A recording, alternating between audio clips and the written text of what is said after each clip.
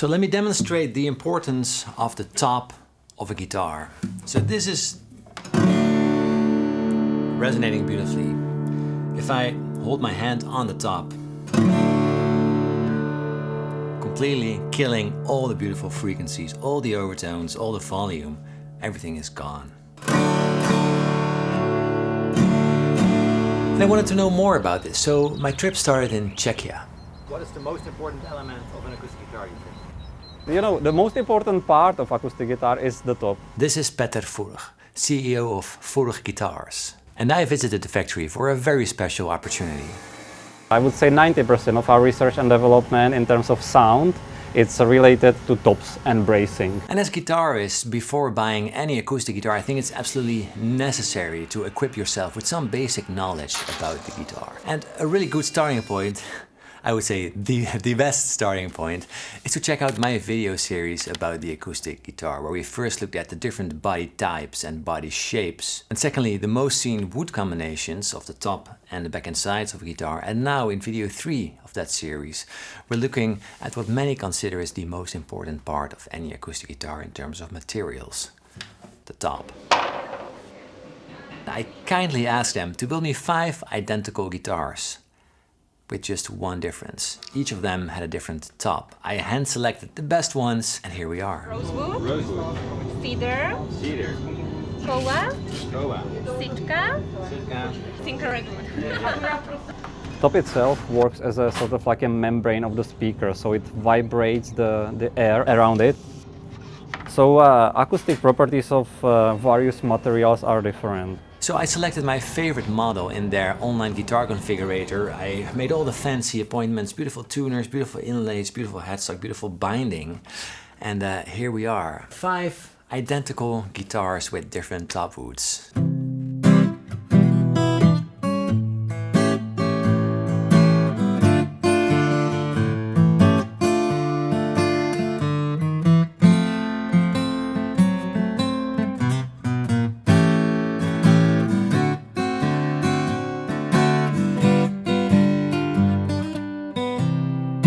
So out of the 5 woods, the most common one is definitely Sitka spruce. The first one we have here is Sitka, which is probably the most, you are most familiar with this one. It's very common wood for acoustic guitars. The tonal quality, the balance over the tonal spectrum, dynamic range, a very big dynamic range.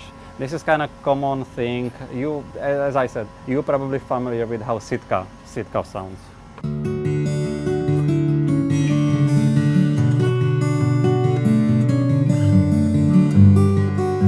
So this is Sitka spruce, and I think this is the most popular choice for tops. It has a bright and open sound, and its main strength has to be its big dynamic range. So this means it handles quiet sounds,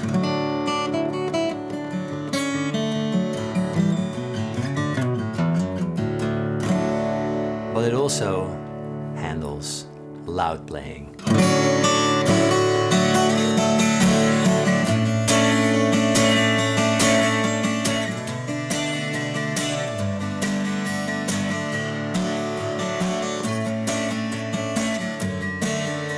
So next up, I love comparing Sitka to Cedar, and this is very interesting.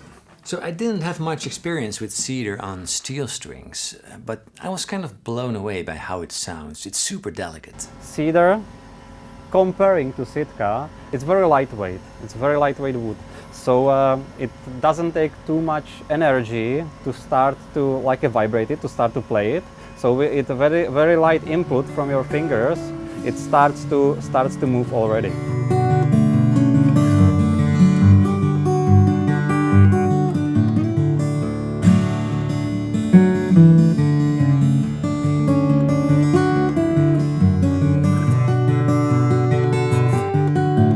That is exactly what I noticed. I love how much comes out of this guitar when playing nice mellow fingerstyle. It just somehow it gives you more than you expect. It feels lifted up. There's more coming out of the guitar than you put in. It's beautiful. And honestly, as a player, you hear and feel a big difference.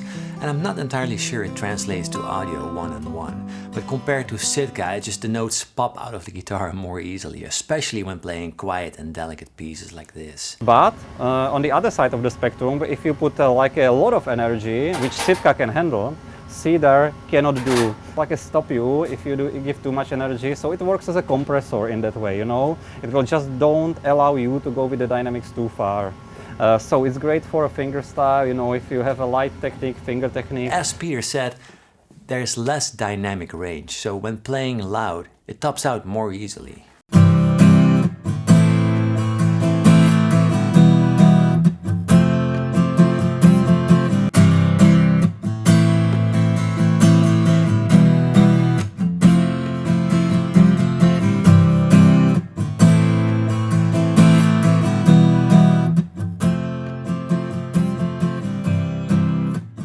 So from Cedar, we go to the next one. Blows my mind every time I see it. Hawaiian Koa.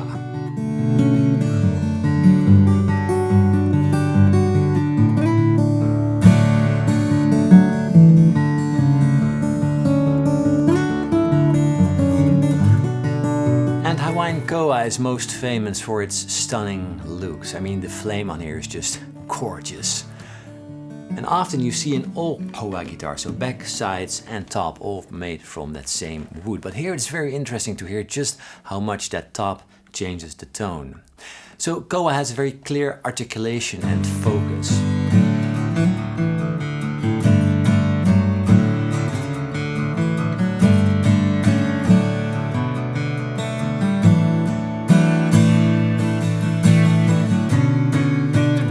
Hawaiian Koa, very nice material, visually very nice material. Right now it doesn't look so because it's not finished, but when you do finishing and all the flaming goes out, amazing material. Koa I would recommend for the smaller body guitars. So right now we have OM, so this is really suitable for that. My experience with Koa, I've played some older Koa guitars and somehow they are always warming up beautifully, getting more played in, getting more mature over time, and just opens up and gives you more warmth. The looks as well as the tonal characteristics, it's definitely unique. It's for players who like a bold choice, and I'm all for it. So the next one, wow, this is it. Super special, Sinker Redwood. And there is something about Sinker that's just magical. These logs are often buried underneath rivers underwater in North America and possibly have been there for 100+ years. It's totally unique. It's amazing.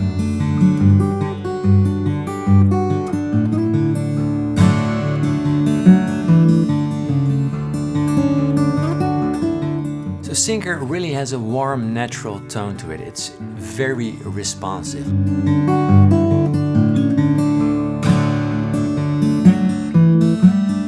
Now we got Sinker Redwood. It actually has been in the water in the bottom of the river for a while, and it's sort of carbonized over years, and sort of behavior like Cedar, but it's a very fine and very fast response.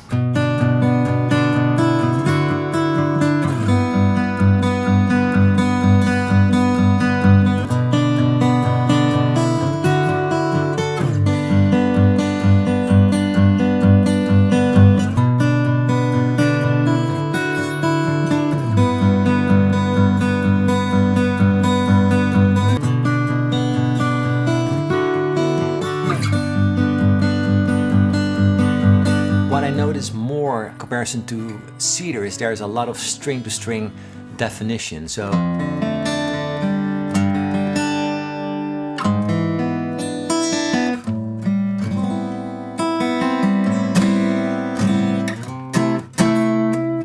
there's something, all these guitars smell beautiful by the way, but there is something totally unique about Sinker. I also played a Sinker Mahogany Martin a while back in London, and it still lives in my mind rent-free. It was a beautiful guitar, and definitely that's part of the Sinker, that's charm.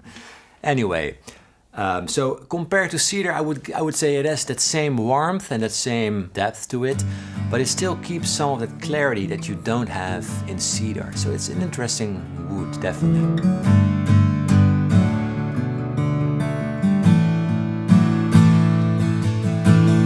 Alright, so lightweight as well. I love it. So next up to the last one, and this one is very special, a little bit experimental, as I said. Where is it? Here we are. So this is an all Rosewood guitar, back, sides, and top. And there's something very strange when you do that.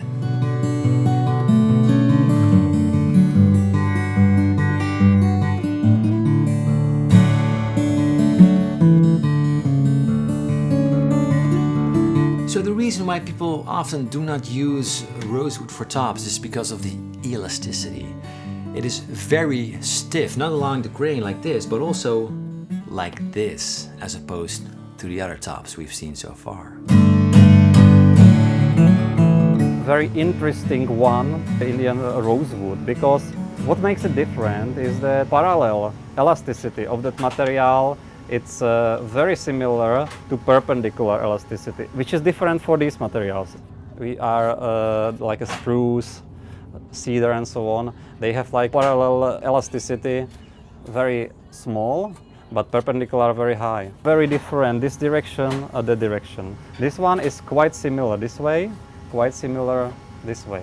So that sort of brings almost like kind of like an artificial sound to the sound of the guitar. Sort of like a carbon fiber top or something like that, which is very, very different to what you are used to. And honestly, I've played some carbon fiber guitars, and this is really, really familiar to me. It sounds a lot like these carbon fiber guitars.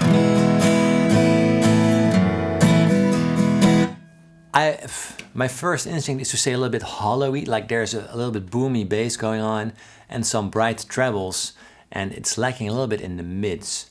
But then again, it is a sound that's definitely usable, and it's super interesting to hear it like this.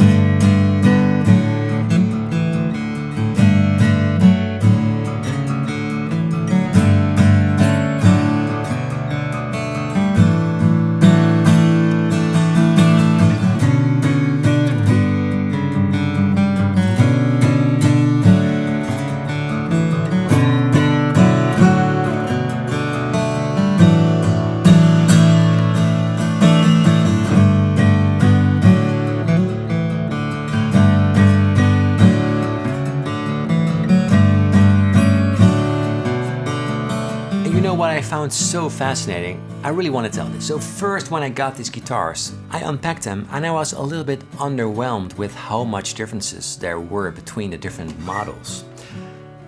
So I was a little bit bummed by this because we spent so much time in selecting all the woods and crafting these guitars.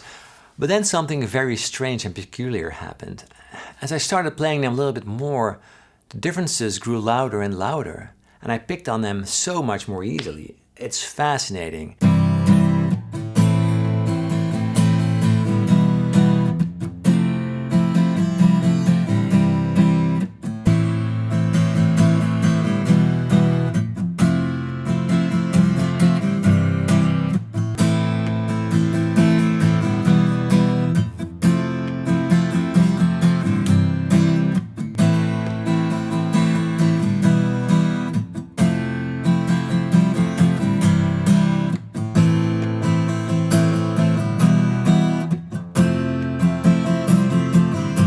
That says a lot about comparisons on YouTube or comparisons in general.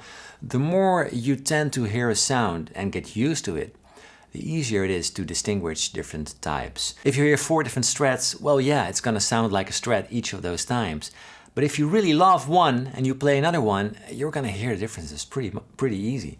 And with this it's the same. And it's so cool to accustom yourself to these differences because you can way more easily tell which guitar is which and where your preference lie. And that is the key to all these videos that I'm making. I want you to be as well educated as you can be. I would love to know, by the way, if I make a 4th video in this series, what should we take a look at? Maybe strings? That would be very interesting. So if any of these videos helped you out, or you just love the guitar just as much as I do want to let you know that I do offer an acoustic guitar course that's tailored for the acoustic guitar, bringing the best out of the instrument. It goes from that swampy fingerstyle blues to that jazzy strumming, and from that John Mayer technique to, well, everything you want to know about the acoustic guitar. And the starting place is this beautiful map where you can visit the different places that will teach you all about the acoustic guitar. And, well, it's a wonderful course teaching you everything you need to know about becoming a good acoustic guitar player. Anyway, thank you so much for watching, and thank you Furch for these lovely guitars. It's been an amazing and fun experience, and I wish you a lovely day. Goodbye.